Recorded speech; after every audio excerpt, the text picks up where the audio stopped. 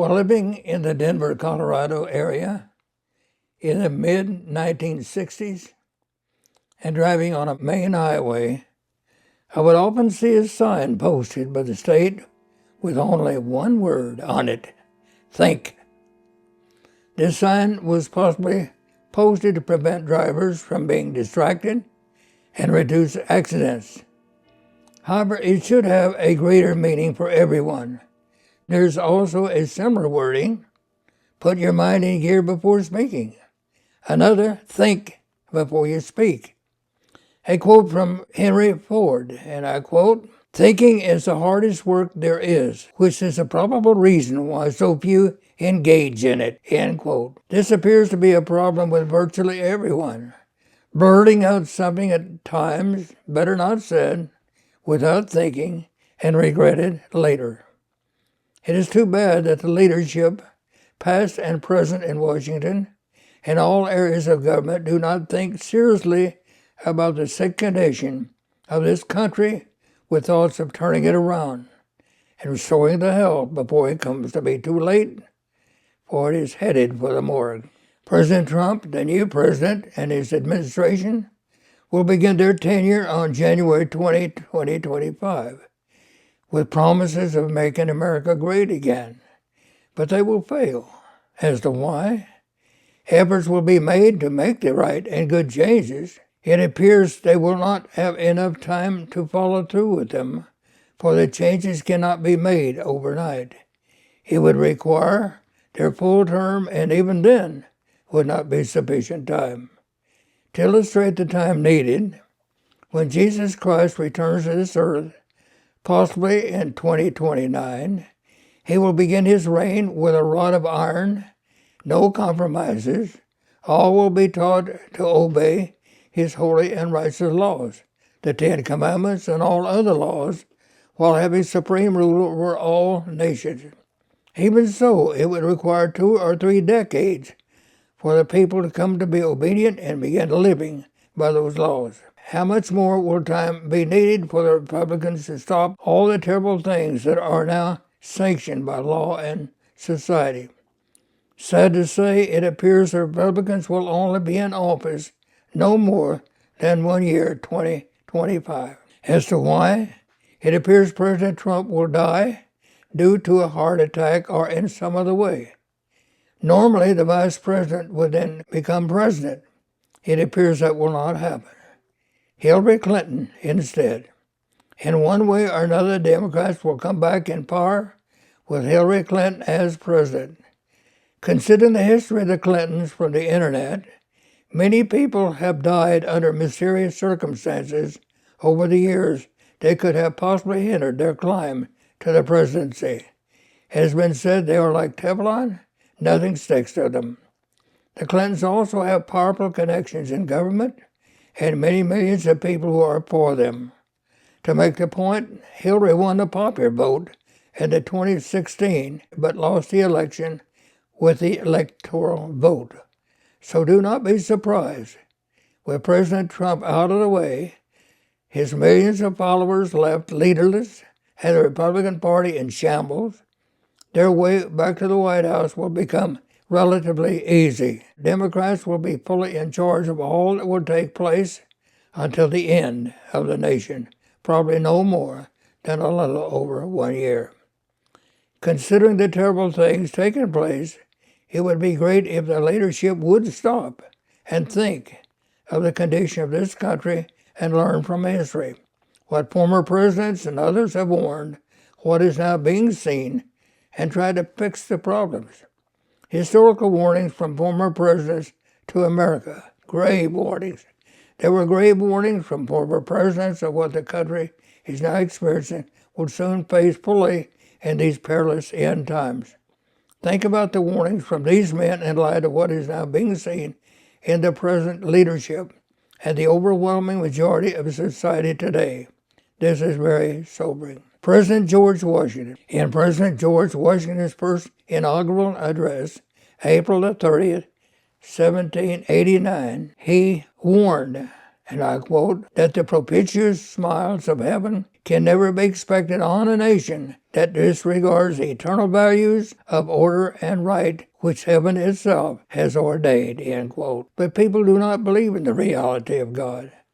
They use his name in profanity and other ways, but with no meaning attached to it. President Abraham Lincoln in January 1838, before being elected as president, President Lincoln warned, and I quote, "If danger ever reaches us, it must spring up amongst us. It cannot come from abroad. If destruction be our lot, we must ourselves be its author and finisher. As a nation of free men, we must live through all time or die by suicide." It would seem the Democratic Party leaders would see what they have done to this country and begin making corrections. The incoming Republican administration to see this and will try to turn the nation around. But as hard as they may try, it will be too little and too late. General Douglas MacArthur, speaking on December the 12th of 1951, said, and I quote, "In this day of gathering storm, as a moral deterioration of political power spreads its growing infection, it is essential that every spiritual force be mobilized to defend and preserve the religious base upon which this nation was founded. For it is that base which has been the motivating impulse to our moral and national growth. History fails to record a single precedent in which nations subject to moral decay have not passed into political and economic decline. There's been either a spiritual reawakening to overcome the moral lapse or a progressive deterioration leading to ultimate disaster. It appears God in heaven above inspired and asked these men of repute in recent years to warn leaders and society of what would happen to this nation if they fail to heed their warnings. Alas, it has not happened, for the leadership fails to think." Lessons from history. America needs to examine and learn lessons from history, not only from these famous men, but from the observation of great empires and nations of the past that ended in one way or another, basically because of the same problems. All the might of nations and empires of the ancient world crumbled from internal weakness, as can be noted with Babylon and Rome. Every empire fell when its people lost their sense of purpose, their character, and self-respect, and began loving the life of ease, complacency, self-indulgence, and moral lassitude. That is weariness and fatigue. Warnings unheeded and American crumbles from internal evils. Consider this end time where this nation now is, and the evils that have arisen and overwhelmed it. The worst of the worst began taking place in this country with the fairly recent 8-year reign of President Clinton. A few short later, the very worst president of all reigned. Barack Obama seduced this nation, a prototype of the ancient Nimrod, reference Genesis 10, verse 8. On YouTube, he mocks God and the Bible. President Obama was called Nimrod by some of his own people. Genesis 10, verse 8. Cush begat Nimrod. He began to be a mighty one on earth. He was a mighty one on the earth. He was a mighty hunter before the eternal, meaning above the eternal, more important than God. President Obama, like Nimrod, one can safely say, ruled this nation for 8 years. Due to political correctness, his charisma, powerful, eloquent speech, and being a black man, the majority of Congress and Supreme Court bowed down before him. All of them approved all that he wanted for fear of jeopardizing their political future. He put religion in a closet, for like Nimrod, he placed himself above God. He had his own religion with Jeremiah Wright. From the internet, Wright is a retired senior pastor of Trinity United Church of Christ in Chicago and a former pastor of Obama, end of quote. Obama established his code of conduct by having laws passed to protect homosexuals, marriage between those of the same gender, and transgenders, lighting up the White House with rainbow colors. From the internet, rainbow colors lit up the White House on the evening of June 26, 2015, in celebration of the Orange Belt versus Hodges Supreme Court decision. The decision, which was announced that same day, legalized same-sex marriage nationwide. End of quote. Sadly, polls continue to show the majority of people think of Obama as the greatest president. Unless evil is brought to a stop, it continues to spread until it consumes the nation. It can be bared to leavening, for it puffs up the whole lump, as can be seen in the present state of America. The root source of the evil, Satan the devil, is behind it all, seeking to bring about the great tribulation with the intention of destroying Israel, God's chosen nation. Former President Obama is also the prototype of King Manasseh of Judah, who brought about such evil within the nation of Judah that God brought King Nebuchadnezzar of Babylon against Judah and conquered it. Scripture records his evils. 2 Kings 21 verses 1 and 2. Manasseh was 12 years old when he became king, and he reigned 55 years in Jerusalem. And he did evil in the sight of the Eternal, according to all the abominations of the nations, whom the Eternal had cast out before the children of Israel. Verses 3 and 4. He raised up altars for Baal, made a wooden image that is in the form of a male palace, and he worshipped the gods of the Assyrians and served them. He also built altars in the house of the Eternal, of which the Eternal had said, "In Jerusalem I will put my name." Verses 9 and 10.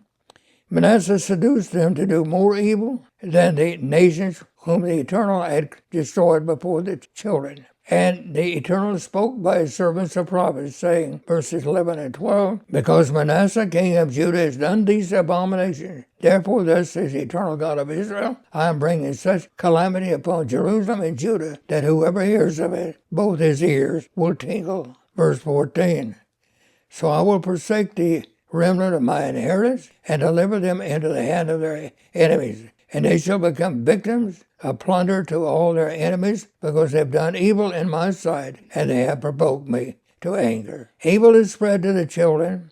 The evils have now spread to them. In former writings and sermons, it has been stressed how evil has affected families, leading to unwanted and throwaway children, living in boxes, whatever, being picked up by perverts, exploited, and some raped and murdered afterward.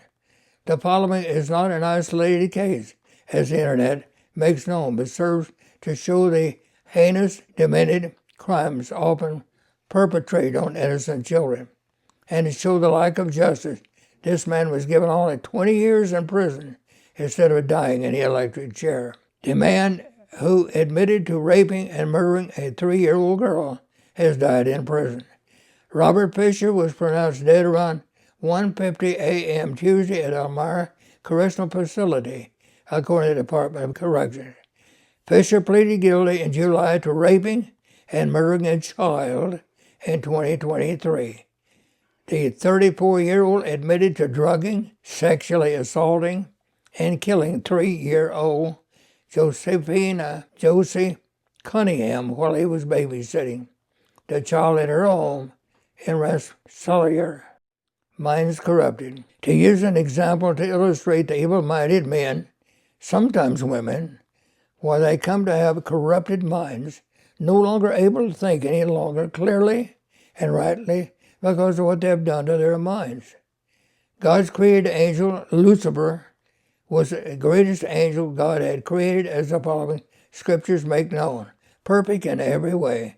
Ezekiel 28, verses 12 through 17.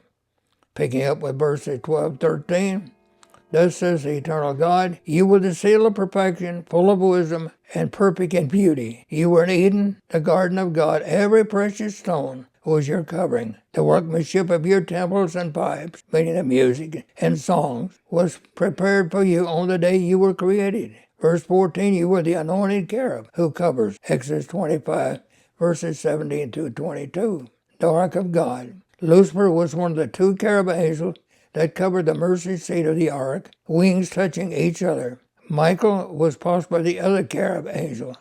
The cherub were 15 feet tall, covered in gold, and had 4 faces: a cherub, a human, a lion, and an eagle. Exodus 25, verse 20. And the cherubim shall stretch out their wings above, covering the mercy seat with their wings, and they shall face one another. The faces of the cherubim shall be toward the mercy seat. You shall put the mercy seat on top of the ark, and in the ark you shall put the testimony, meaning the 10 Commandments, that I will give you. A covering cherub, according to Exodus 25, verses 14 through 20. It is an angel that stands in the very presence of God, covering the ark of the testimony, in which lay the law of God. Above the ark was God's mercy seat. These earthly replicas were designed to teach heavenly realities. See Hebrews 8, verses 1 through 5. And from Ezekiel 28, verse 14, I established you, you on the holy mountain of God. You walk back and forth in the midst of fiery stones, beautiful, gorgeous stones, such as diamonds, sapphires, rubies, emeralds, etc.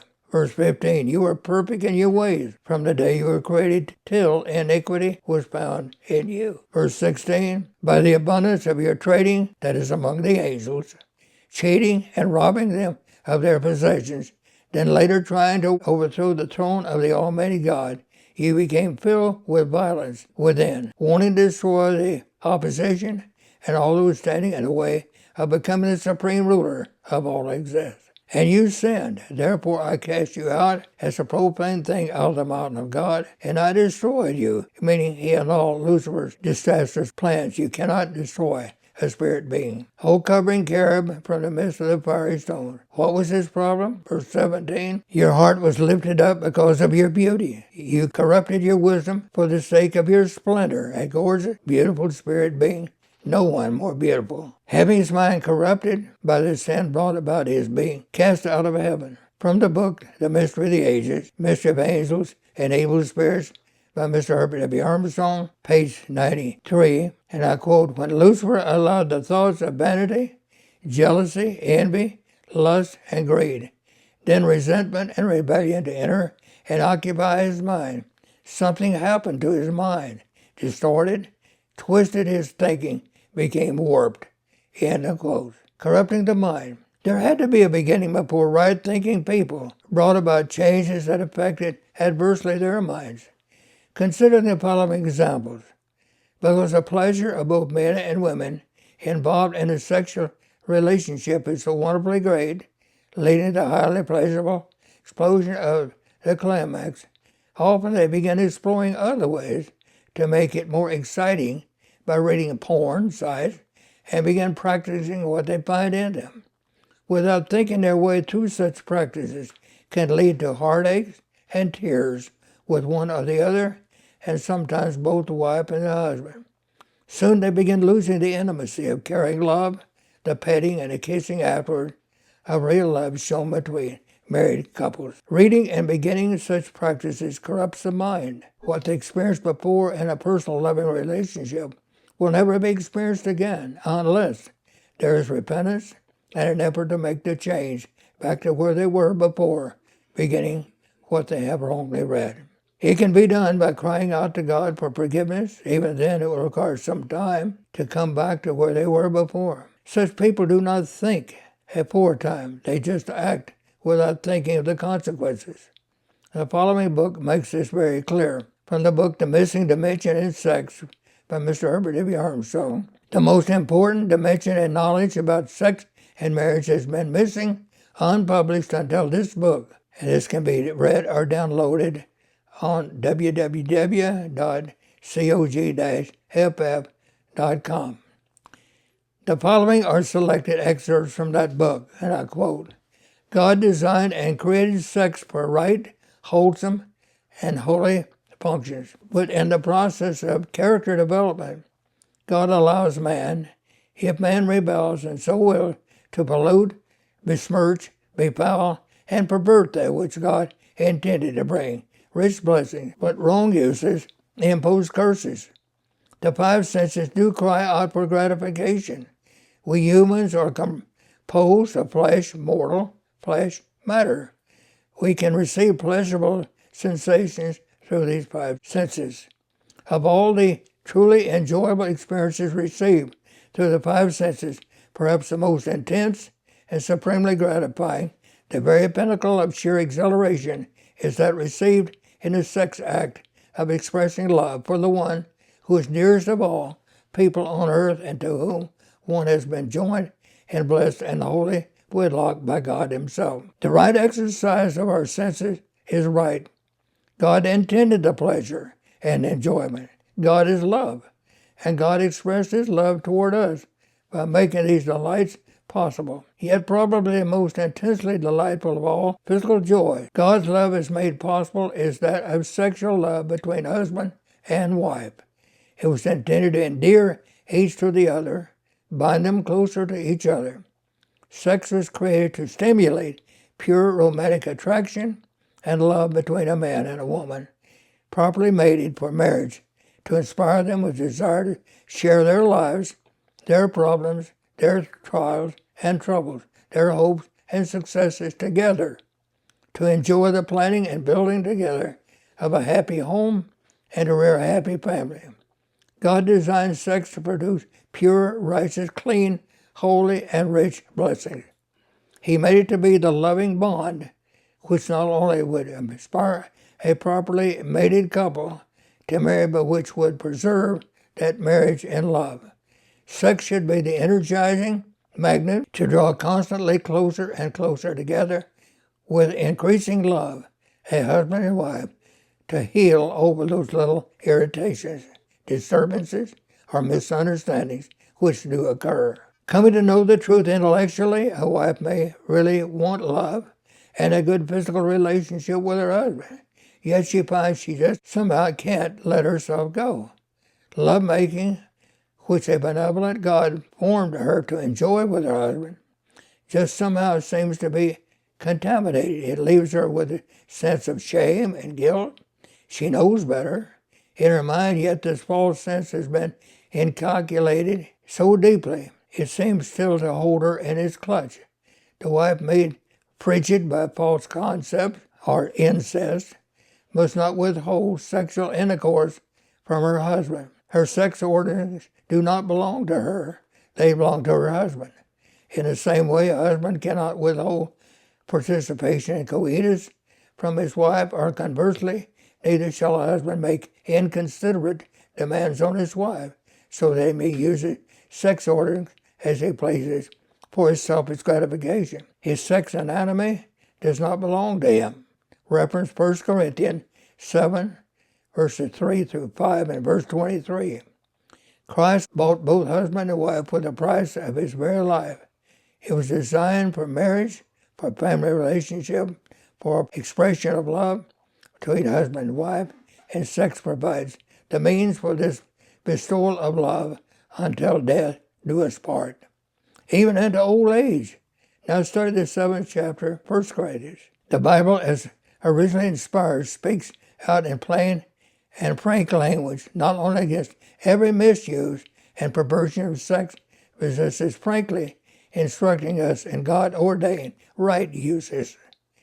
Each is to give this sexual intercourse love to the other. God does not speak of it in terms of carnal taking or receiving sensual gratification, but in terms of giving love.